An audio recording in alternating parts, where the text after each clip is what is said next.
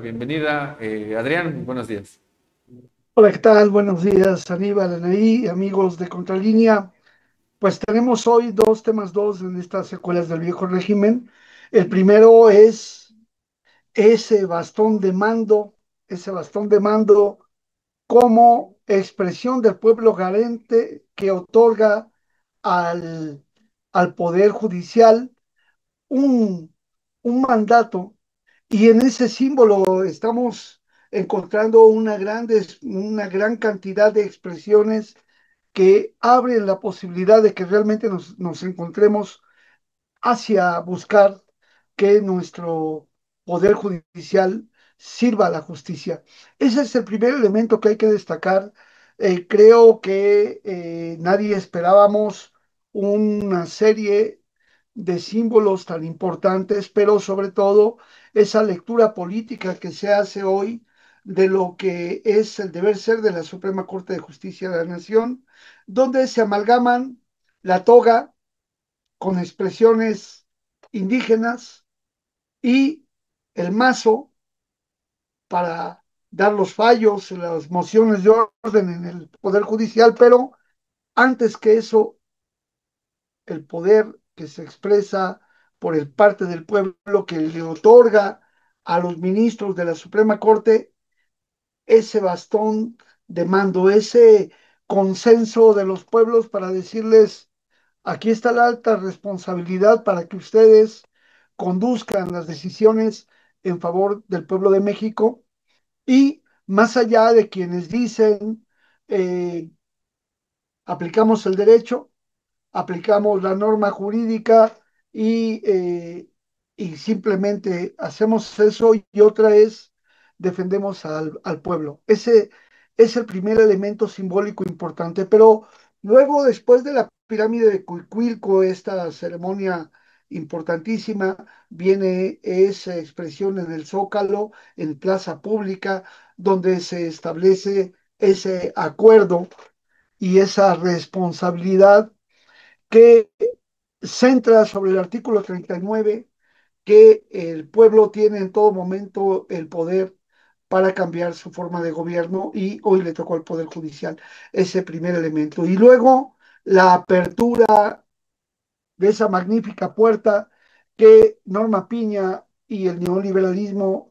y el narcoestado policíaco militar le habían cerrado al pueblo, esa puerta que se cerró porque no aceptaban la protesta, no aceptaban el disenso, no aceptaban que el pueblo les reclamara que actuaran en justicia.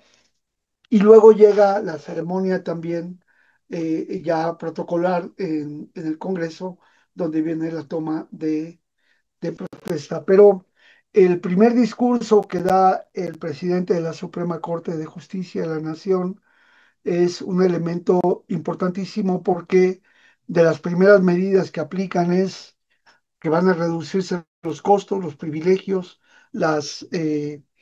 los beneficios que ellos se han dado para sí, se habían dado para sí, utilizando de manera facciosa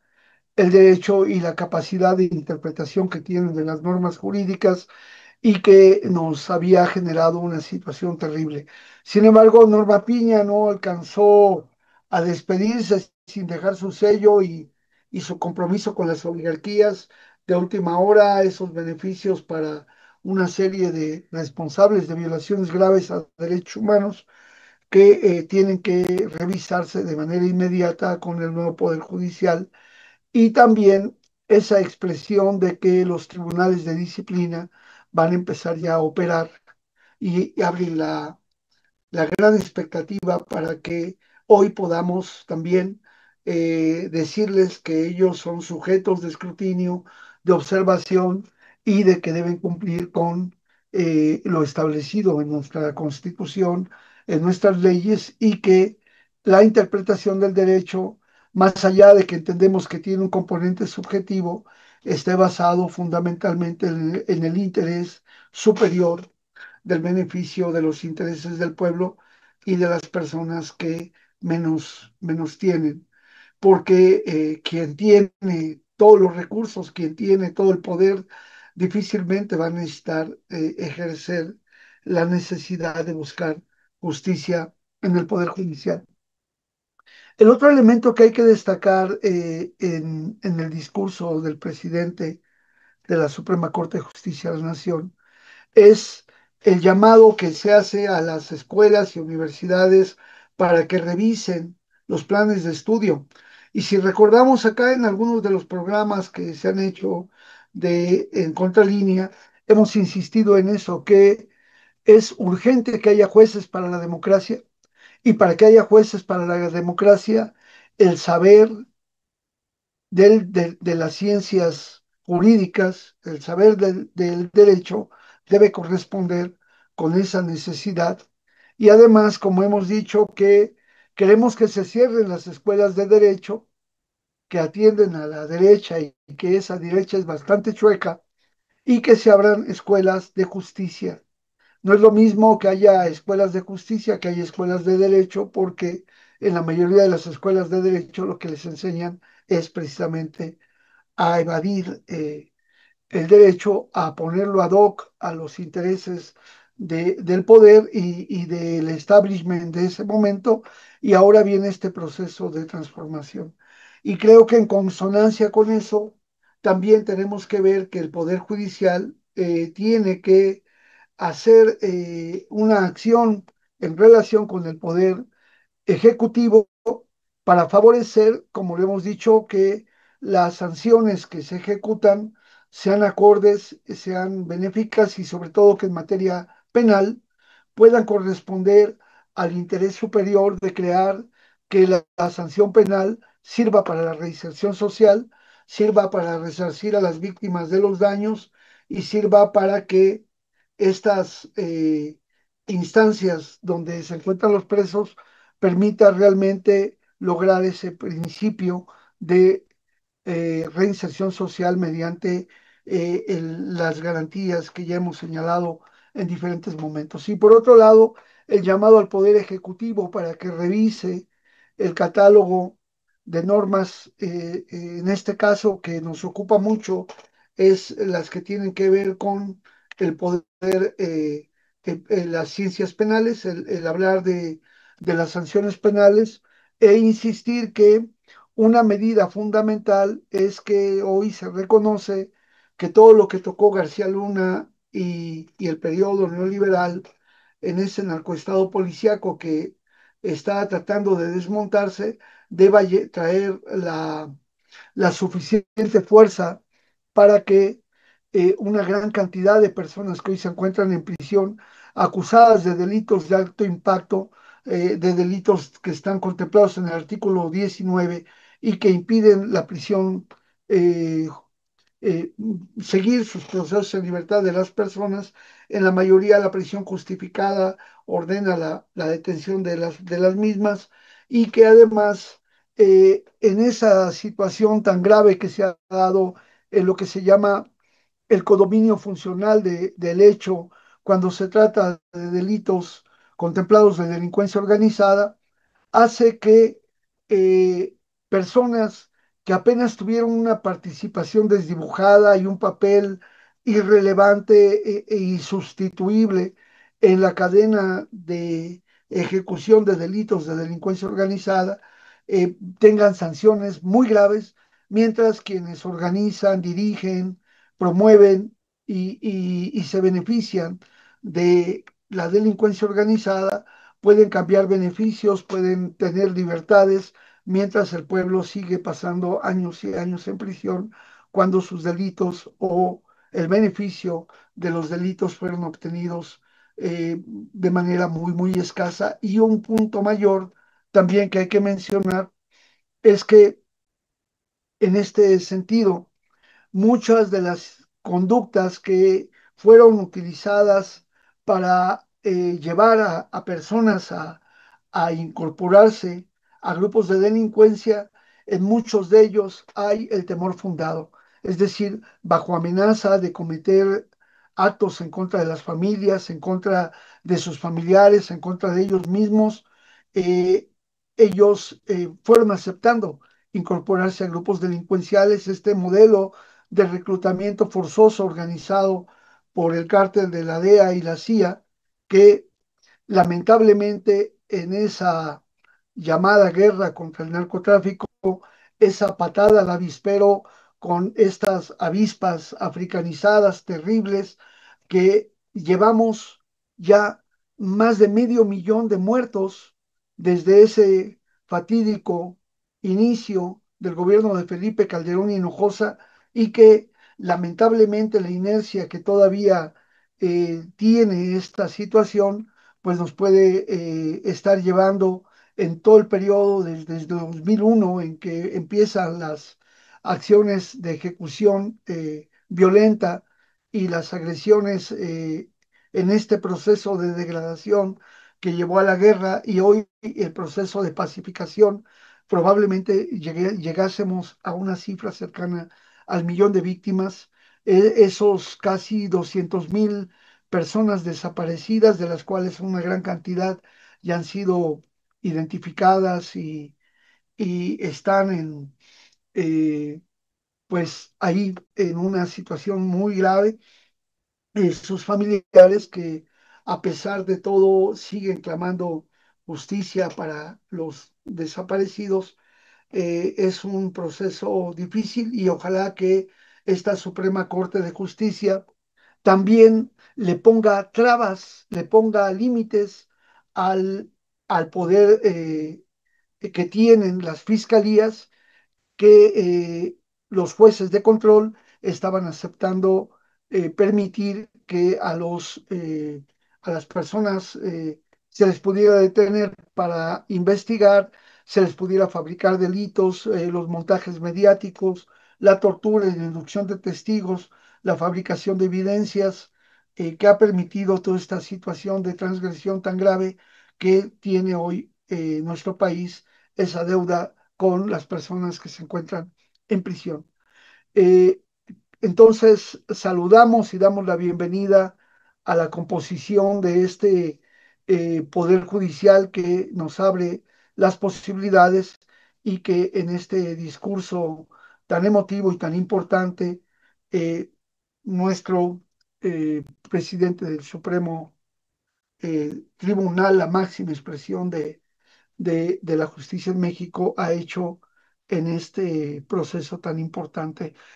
Pues ese es el primer punto que queremos comentar. Anaí, Aníbal, si quieren hacer alguna pregunta o comentario adicional.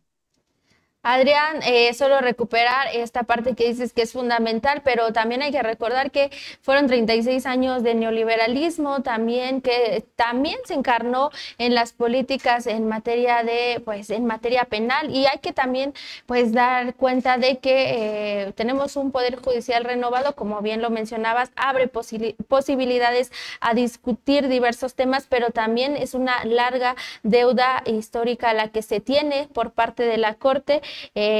Hablabas también de que pues es un momento histórico para el país, pero yo creo que también dentro de lo que podríamos observar de este cambio de la Corte fue esta apertura de puertas que la presidenta Claudia Sheinbaum calificó como muy simbólica, y es que pues se volvió ya algo literal, ¿no? Teníamos una Corte que fue de puertas cerradas, y ahora pues esta apertura no solo fue, digamos, en el discurso, sino que fue una apertura que pues da un mensaje claro al pueblo de México, y es que se espera y esperamos que tengamos una corte cercana a la ciudadanía. Y rápidamente pasar al siguiente tema del que nos vas a hablar hoy, porque también nos vas a hablar de el caso de Venezuela con este asedio permanente que mantiene el gobierno de Estados Unidos.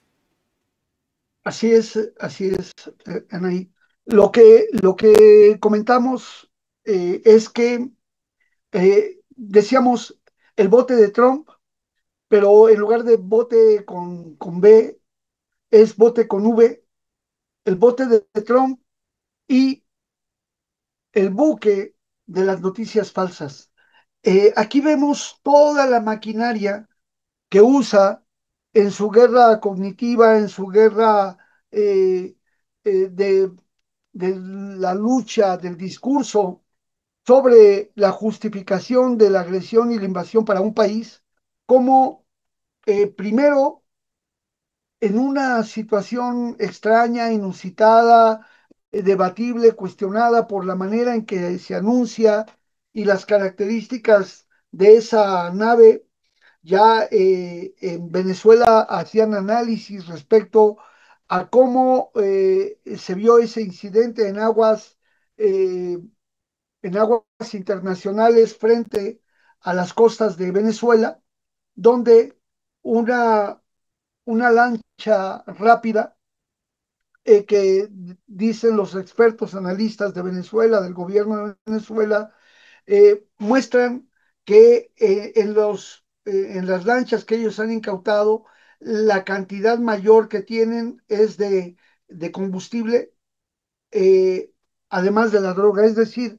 necesitan más combustible que la cantidad de droga que llevan, porque para hacer los recorridos que se hacen necesitan mucho más combustible. Entonces, la cantidad de combustible no permitiría llegarse hasta esos lugares con las aguas internacionales. Segundo, no saben de dónde salió esa lancha, ese bote que anunció Trump.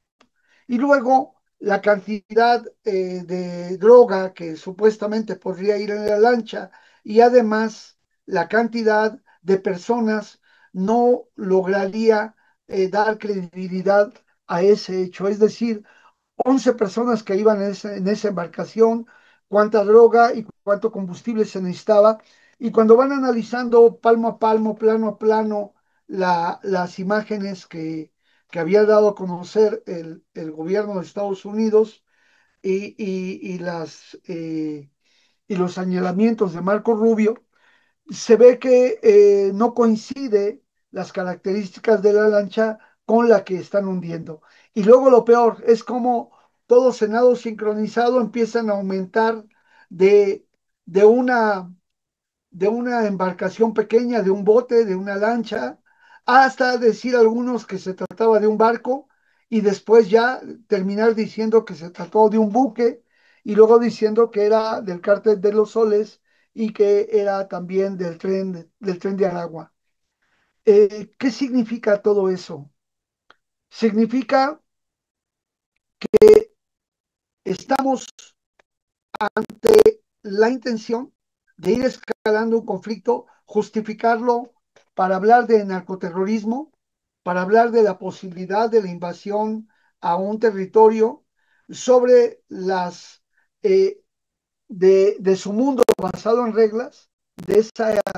ese designio de Washington que puede darle extraterritorialidad a cualquier decisión que toman y que lamentablemente genera situaciones de mucha tensión y mucho riesgo.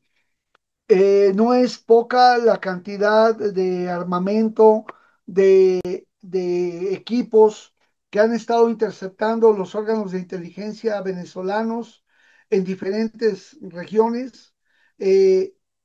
la utilización de los mercenarios que ya se habían empleado para intentar un golpe de Estado y fuimos testigos de cómo secuestraron a migrantes venezolanos que no tenían ningún delito, los llevaron al SECOT allá en El Salvador y los usaron para canjear a personas inocentes, secuestradas, desaparecidas, llevadas a un limbo jurídico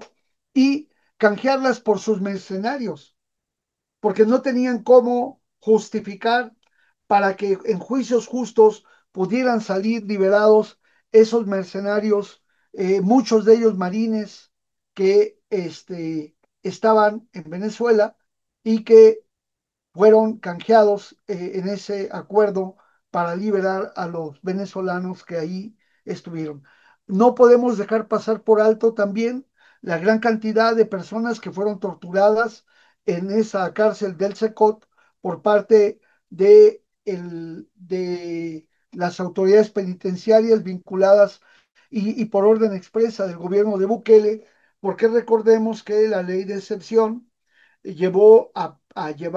permitir que las personas, no solo ellos, sino todos los presos detenidos en el contexto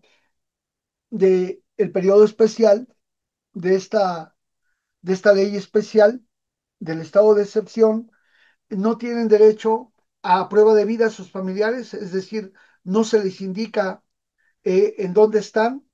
cuál es su estado de salud, no han recibido una carta, no han recibido una llamada telefónica, no han recibido una, una posibilidad de visita, y a lo más que han llegado a saber es de que los abogados que en juicios masivos están ahí atendiendo, pues llegan a decir que está acusado de tal o cual delito una persona allá en El Salvador. Entonces, esta situación grave, aunada a lo que ya está haciendo ahora Estados Unidos con los migrantes, esos migrantes que primero los atrajo a Estados Unidos, a muchos de ellos los están intentando cooptar para que formen parte de las Fuerzas Armadas de Estados Unidos, diciéndoles, pues si te enrolas, dejamos que tu familia se quede, regularizamos tus papeles, y van preparándose para esta guerra que están propiciando en muchas partes del planeta, y también lo que estamos con ese anuncio que hicieron de la utilización de instalaciones navales y armas que les llaman poco letales, como las balas de goma, los gases lacrimógenos, para en todas las ciudades santuario el ICE reforzar sus acciones en contra de la población que ellos piensan que pueden ser inmigrantes, porque también han detenido personas estadounidenses y que también hay muchas denuncias. Es decir, en Chicago, en Los Ángeles, o sea, en California y Nueva York, Washington, han empezado a incrementarse estas acciones en contra de la población migrante. Y es absurdo que primero los utilizan para desestabilizar a Venezuela, para plantear que el sueño americano es posible, para traerlos aquí y luego usarlos, insisto, como rehenes, y ahora usarlos también como instrumento de presión para fortalecer sus acciones, y también, por lo que vamos observando, están empezando a entrenar sus fuerzas militares allá en Estados Unidos, mismo en su propio territorio, para ir acostumbrando a estas situaciones que se dan con un endurecimiento de las políticas de Donald Trump, y, como ya lo hemos mencionado, este también insistente deseo de que se incrementen los gastos militares de los países, empezar un fortalecimiento del reclutamiento de personas, imponerle a los países el consumo de, de armas para este gran lobby que tiene el complejo militar industrial sionista, y que nos preocupa mucho esta situación. Hemos visto que se lanza cada vez más el llamado de que,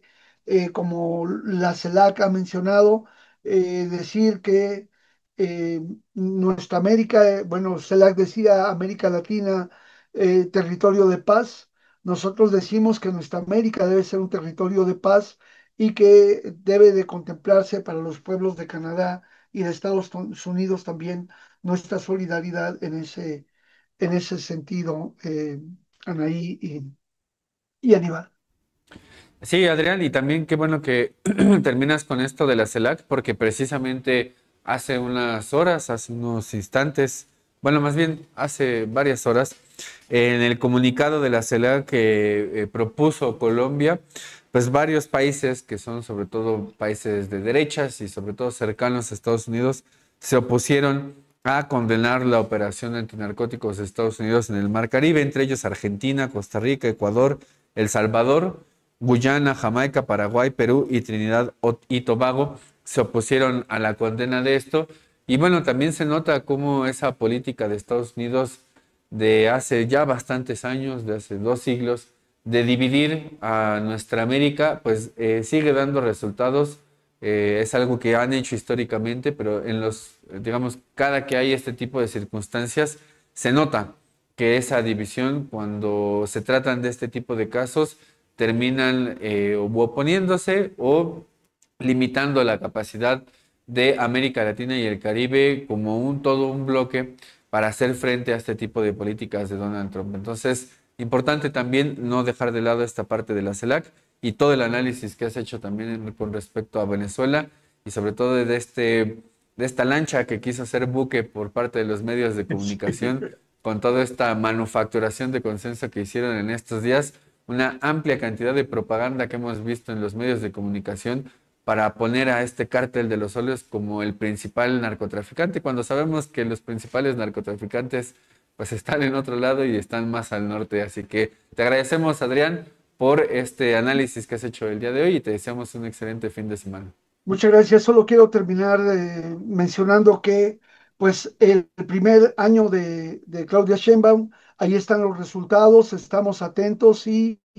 pidiendo, pues, también que como pueblos garantes no dejemos de seguir insistiendo, de seguir impulsando que haya atención a los principales problemas y que nos mantengamos vigilantes como parte de esta expresión del pueblo de México en la lucha por nuestros principios de autodeterminación. Insistir que hay que reforzar las acciones, hay que proteger a estos buques que están como acciones de paz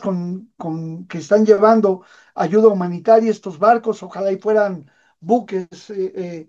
para llevar la ayuda humanitaria allá a Gaza y que de una vez por todas termine este asedio en contra del pueblo de Palestina. Y pues hasta el próximo viernes. Muchas gracias.